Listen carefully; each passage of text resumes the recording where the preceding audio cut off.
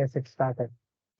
Good day everyone. So today me and my team are going to discuss on the most important issue is rising inflation in Canada, which we have discovered from the recent news article from the Financial Times. As we know, folks, before and after the pandemic, there was a drastic change in the market, such as the supply of goods across the globe, which affects the nation's economy, customers, organization, and the policymakers the same. Due to which goods charges increase, unemployment increase, money holding power decrease, high bank interest rates on loans, and mortgages increase.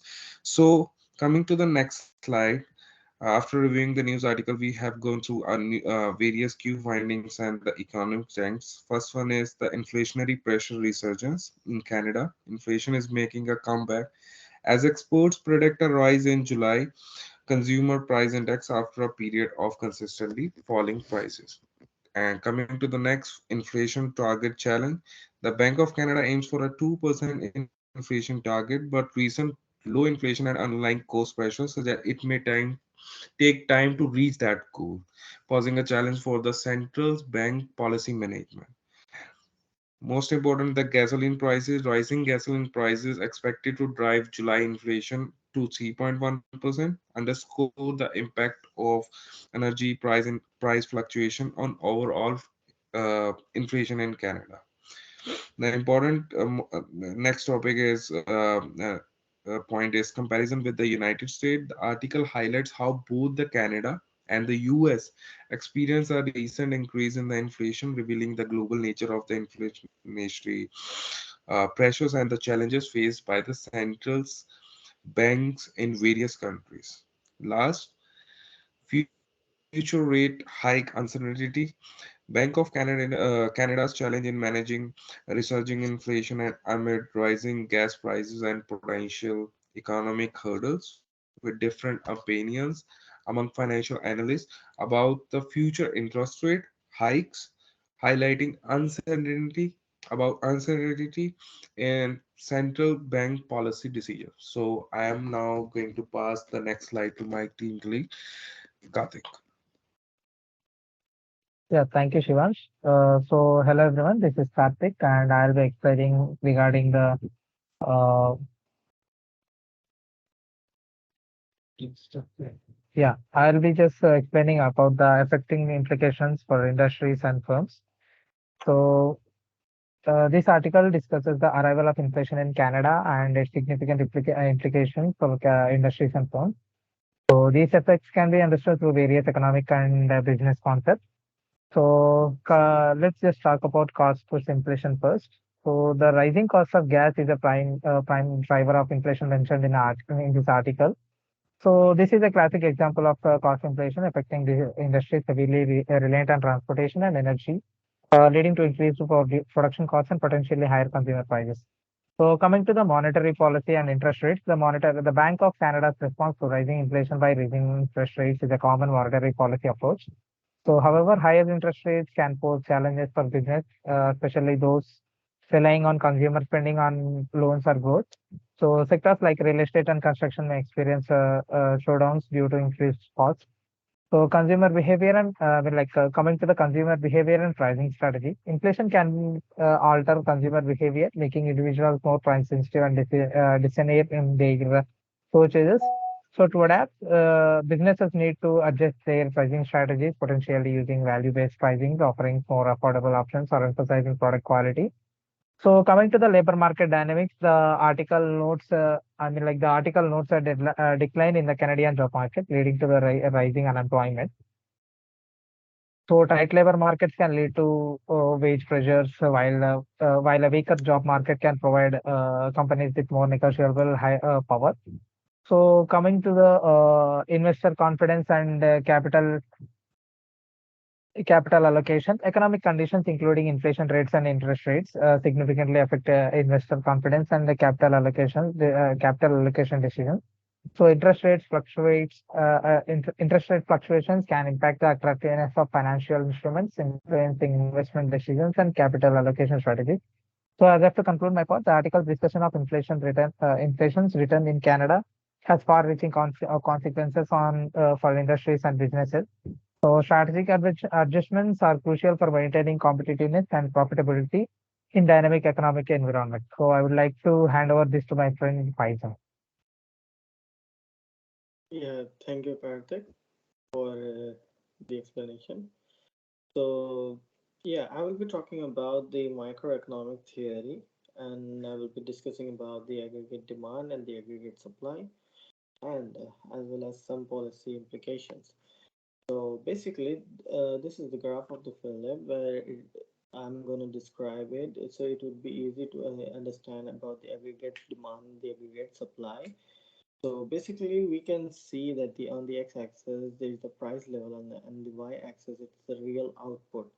So basically, the line that is going upward, the short run aggregate supply, it is possible to determine rising inflation tension is in relation to the aggregate supply.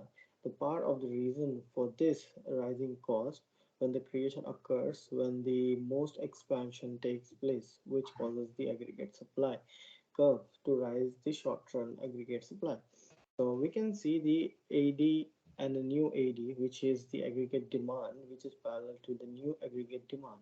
So the article, as Shivansh and Karthik has discussed about the rise in the price, gas price, so it would be viewed as a stock shock to affect the promotion curve.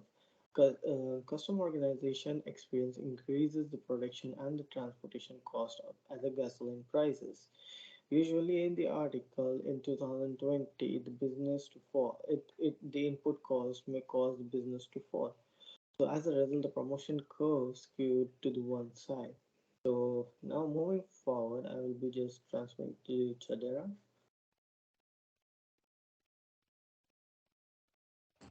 Okay, so I'll be discussing on how you can use data and which kind of data you can use to spot inflation and check inflation trends. So for the first one, we have the consumer price index trends or data.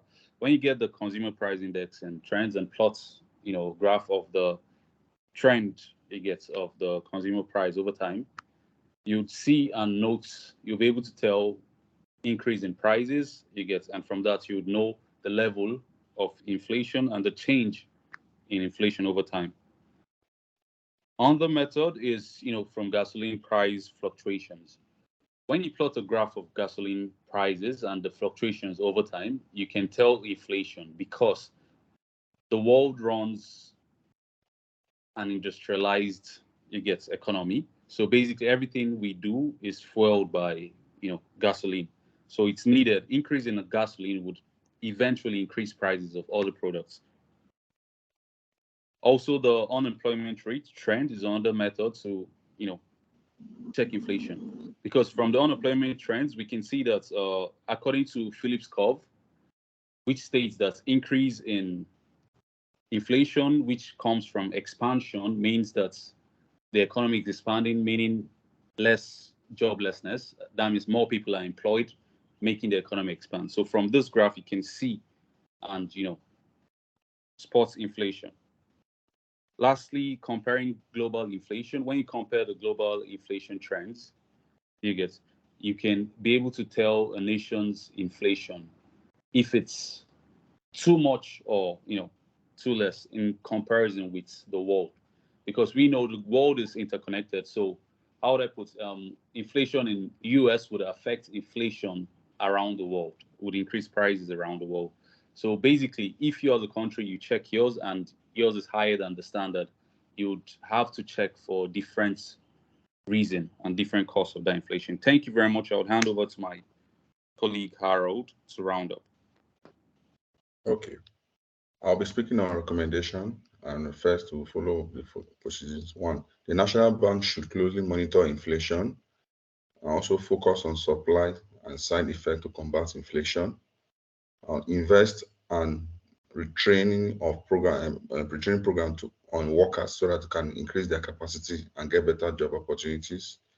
The National Bank also to communicate and should also aim at securing inflation expectation for better control. Then also to coordinate with international partners to manage external factors affecting inflation. Then on conclusion, a rising inflation in Canada has diverse effects and requires a delicate balance between controlling inflation and promoting economic growth. Then by adhering to sound economic principles and data-driven insights and policy making can address those effects and challenges to ensure a longer-term economic stabilities. Thank you.